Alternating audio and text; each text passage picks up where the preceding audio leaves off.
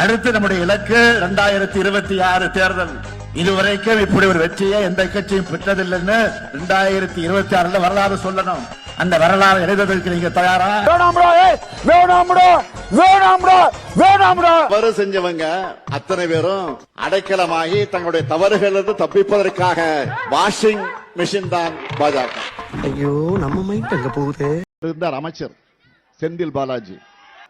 இடையில அந்த அம்மா ஜெயிலுக்கு போனப்போ யாரை முதலமைச்சராக தேர்ந்தெடுக்கலாம்னு சொல்றப்போ அந்த பட்டியலில் இவர் இருந்தாருங்க. இவர் கெட்ட கேடு செந்தில் பாலாஜி பேர் இருந்துச்சுங்க. அப்போ தவறு செஞ்சவங்க அத்தனை பேரும் அடைக்கலமாகி தங்களுடைய தவறுகளிலிருந்து தப்பிப்பதற்காக வாஷிங் மிஷின் தான் நம்ம திமுக ஆட்சி. தனுஷ் நடித்த படம் இட்லி கடை. ஆனா எங்க தளபதிக்கு பின்னாடி நிக்கிறது திராவிடர் படை.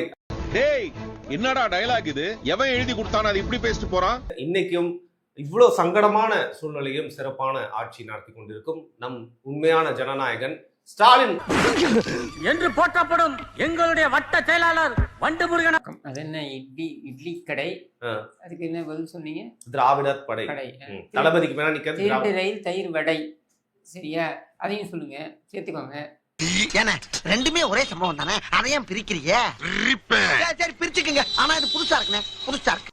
திமுக ஆட்சியே இவருடைய கையக்கால உடை அப்படின்னு சொல்லிட்டு நான் உங்களையும் கோத்து விடுறேன் அப்படின்னு சொல்லிட்டு எங்களுக்கும் ரைமிங் பேச தெரியும். அதுக்கு என்ன முடிஞ்சதை புடுங்கடா கழிச்சடைன்னு சொல்ல போறேன் நான். நிறைய பேர் வந்து பாத்தீங்கன்னா தாவேக்கனர் வந்து கோஸ்ட் ஆனாலும் ரோஸ்ட் பிரதரா தனியா உட்காந்து கரூர்ல செந்தில் பாலாஜி அவர்கள் கொடுத்த அந்த பிரஸ் மீட் இருக்கு, சும்மா பிச்சிட்டாரு, பின்னிட்டாரு. இவ்வளவு மாடர்னா வந்து ஸ்லைடை காட்டி காட்டி இருந்து விசாரணை ஆணையம் இனிமேல் வந்து அந்த விசாரணை அப்படியே நிறுத்திடலாம். அந்த வீடியோவை பார்த்தா போதும், செந்தில் பாலாஜி எல்லாம் புட்டு புட்டு வச்சுட்டாரு. ஆனால் உங்களை அடிச்சுக்க முடியாது. என்ன அடி? பிஜேபி தான் பண்ணாங்க. அவங்க அந்த கமெண்ட் எல்லாம் வந்து இது பிஜேபி தான் பண்ணாங்க. பாராளுமன்ற உறுப்பினர் ஏமாமாலியோட தலைமையில் அனுப்புனாங்க. அது வந்து ஒரு குழுங்க. இதுவும் உங்களுக்கு ஒரே பிராண்டு. அப்ப இந்த ஆணையத்தை நீங்க அறிவிச்சிட்டீங்க இல்லையா? ஆணையத்தை அறிவிச்சதுக்கு அப்புறம் நீங்க அவங்களே சில கருத்துக்களை சொல்றாங்கன்றதும் நம்ம டிவியில பார்க்கணும். அவர் கையை சேர்த்து கொண்டே வந்திருந்தால் பிரச்சனை இருக்காது அப்படின்ற ஒரு கருத்தை தெரிவிக்கிறாங்கன்றதை நம்ம டிவியில பார்க்குறோம். சரியா? அவர் கையை அசைக்க கூடாதுன்னு விதிகளை போட்டது யாரு? காவல்துறை. எடுத்து விட்டேன்னு வச்சுக்க மொட்டை மண்டை பொழந்துரும். ஆணையம் விசாரணை ஆரம்பிக்கும் பொழுதே நீங்க எல்லா கருத்துக்களையும் வெளில விடுறீங்க. ஒரு பக்கம் ஆணையம் விசாரணையை நடத்தி கொண்டிருக்கிறது, இன்னொரு பக்கம் நீங்க அது சம்பந்தப்பட்ட வீடியோக்கள் எல்லாம் போட்டுக்கிட்டே இருக்கீங்க.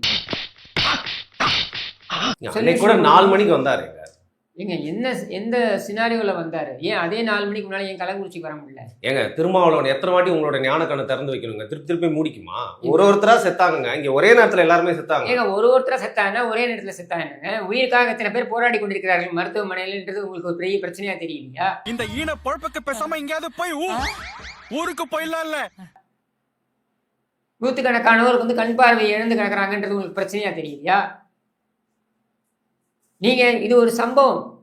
சரியா? கள்ளச்சாராயம் என்பது ஒரு சம்பவம். ஒரு ஊரே மரண ஓலமா இருக்கு, உங்க கண்ணுக்கு தெரியலையா அது? ஆனா மனசார சொல்றேன்டா, சத்தியமா நீ எல்லாம் உருப்பட மாட்ட. கட்டுக்கடங்கா கூட்டம் வேற, கட்டுப்பாடற்ற கூட்டம் வேறன்னு செந்தில் பாலாஜி சொல்லிட்டாருங்க. கட்டுக்கடங்காத கூட்டம்னு நீங்க சொல்றீங்க, கட்டுப்பாடற்ற கூட்டம்னு நீங்க சொல்றீங்க. சரியா? நாம கேட்கறது ரொம்ப சிம்பிள். கட்டுப்பாடற்ற கூட்டம் ஒன்று உள்ளே நுழைந்தது என்பது குற்றச்சாட்டு. அங்க கட்சிக்காரங்கள மாதிரி உள்ள போன நம்ம ஆளுங்க 5 பேரும் மக்கள் கூட்டத்தில் பெட்ரோல் குண்டை வீசி தாக்க வர மாதிரி வருவாங்க. இவங்களோட மற்றவங்களும் சேருவாங்க. அப்போதான் இங்கே மகாராஷ்டிரன்ஸுக்கும் மற்றவங்களுக்கும் பெரிய கலவரம் ஆரம்பிக்கும். அதை விசாரிப்பதற்கு ஆணையம் போட்டிருக்கீங்க. நீ எதுக்கு வந்து பிரஸ் மீட் கொடுத்துட்டு இருக்க? அப்ப நான் பஞ்சாயத்துல ஒண்ணும் சொல்லக்கூடாது. உனக்கு சொல்ல உரிமை கிடையாது. அப்ப ஆதவர்ஜனா போட்ட ட்வீட் வந்து தப்பு இல்லையா? சொல்லுங்க, அத பத்தி நீங்க பேசவே மாட்டேங்கிறீங்க. இதுக்கும் அதுக்கும் முடிச்சு போடுறீங்க. இல்ல நீங்க வந்து தாவேக்காக்கு முட்டு கொடுக்குறீங்க. நான் யாருக்கும் முட்டு கொடுக்கலங்க. இவங்களுக்கு முட்டு கொடுக்கறது என் வேலையும் கிடையாது. சரியா?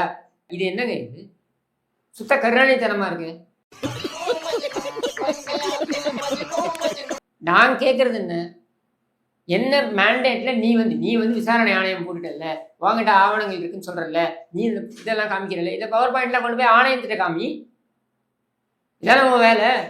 விஜய் வெளியிட்ட வீடியோ நீங்க வந்து மற்றவங்க எல்லாம் வீடியோ வைத்திருந்தால் நாங்கள் அவர்களை எல்லாம் கைது செய்வோம், அவர்களை எல்லாம் நாங்கள் வந்து மிரட்டுவோம், உங்களை எல்லாம் விசாரணைக்கு கூப்பிடுவோம், இப்படின்லாம் உங்களால் மிரட்ட முடியுது இல்லை? அப்போ செந்தில் பாலாஜிக்கு மட்டும் அலவுடா? மாற்றம்டா மாற்றம்டா மாற்றம்டா. தலையில என்னடா முக்காடு திருப்படா மூஞ்ச. செத்தம்டா செத்தம்டா. இல்லைங்க, அரசாங்கத்துடைய துணையுடன் நீ அதை வெளியிடுவீங்களா? இது நீதிமன்ற அவமதிப்பு. அதைத்தான் எடப்பாடி பழனிசாமி இன்றைக்கு அறிக்கையா சொல்லியிருக்காரு. பகிரங்கமான நீதிமன்ற அவமதிப்பு. மேட்டர் இந்த கோர்ட். சாம்பார் அப்ப எனக்கு உங்களுக்கு வேணா அது பெருமையான விஷயமா இருக்கலாம். ஆனா நான் என்ன சொல்ல வரேன்னா, அந்த பஸ்ஸில் விஜய் எப்போவோ பெரம்பலூர்ல எடுத்த அந்த போட்டோ, அப்புறம் லைட்டை ஆன் பண்ணி ஆஃப் பண்ணுவார் இல்லையா, அந்த போட்டோவை எடுத்து நீங்க இங்க அந்த போட்டோ எடுத்து இங்க மார்க் பண்ணி இது கரூர்ல நடந்ததுன்ற மாதிரி போடுறீங்க, சொல்றீங்க, பேசுறீங்க. இது தப்பு இல்லையா? உனக்கெல்லாம் மானம் சூடு சொரணை ஈனம் எதுவுமே கிடையாதா? சோறு தானே திங்கிற? ஒரு நடிகர் உணர்ச்சியே இல்லாம, எக்ஸ்பிரஷனே இல்லாம, ஒரு கண்ணீரே இல்லாம ஒரு 4 நிமிஷம் வீடியோ சுத்தமா ஆடியோ எல்லாம் வெளியிட்டா மக்கள் மத்தியில் ஒரு சலசலப்பு ஏற்படுது. அதுக்கு என்ன பண்ண சொல்றீங்க? முத்து செத்து போன போது ஸ்டாலின் அழுது நான் பார்க்கவே இல்லை. என்ன பண்ணலாம்? அதுக்கு வருத்தமே இல்லைன்னு சொல்வீங்களா? மாப்ள வருத்தப்படுறியா? சும்மா மூஞ்சி அப்படி வச்சுட்டேன். இன்னொரு விஷயம் சரியா, எனக்கு ரொம்ப கோவம் வந்துருச்சு. விஜய் கேட்கிறாரு, சிஎம் சார் உங்களுக்கு நான் பழி வாங்கணும்னா என்னோட வீட்டுல இருப்பேன், ஆபீஸ்ல இருப்பேன்னு. எந்த வீட்டுலன்னு சொல்லாம போயிட்டாரு. இல்ல பனையூர்ல இருந்து பட்டு பாக்கிறதுக்கு போறாரு, அதனால கேட்டேன். நாங்க ஒன்னும் ஆபாசமா பேச மாட்டோம். ஆமா, அது ஸ்டாலினை பார்த்து அவர் கேட்க முடியுமா? ஏன் ஸ்டாலின் அப்பா எந்த வீட்டுல இருப்பாரு ஸ்டாலினுக்கு தெரியுமா?